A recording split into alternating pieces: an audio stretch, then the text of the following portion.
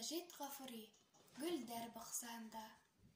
Бер көн шулай гөлдәр баксаһында сәскәләрҙе кылдым тамаша.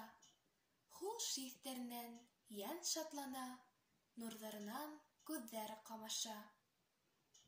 Нәфис төҫтәренә, буйҙарына хайран ҡалып, ҡыҙығып ҡараным. Эй, сәскәләр! Һеҙгә кемдәр дуҫтар, кемдәр дошмандар? Тип һораным. Гүйә улар шунда йәнләнделәр, нурҙар сәсеп, ем-ем көлдөләр.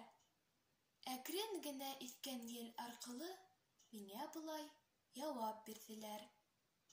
Кемдәр эшләй, кемдәр ерҙәр ҡаҙа, кемдәр беҙгә һыуҙар һибәләр, кемдәр сәскә һымаҡ, саф күңелле, шулар беҙгә дуҫтар тинеләр.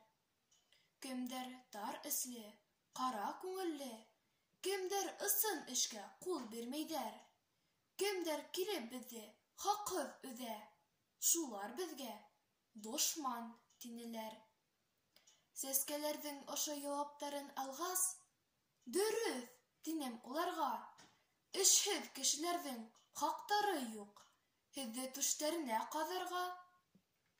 Күңелле эш, матур тормош менән йыл артынан йылдар уҙырҙар. Эшсән егет менән эшсән ҡыҙҙар һеҙҙе түштәренә ҡаҙырҙар.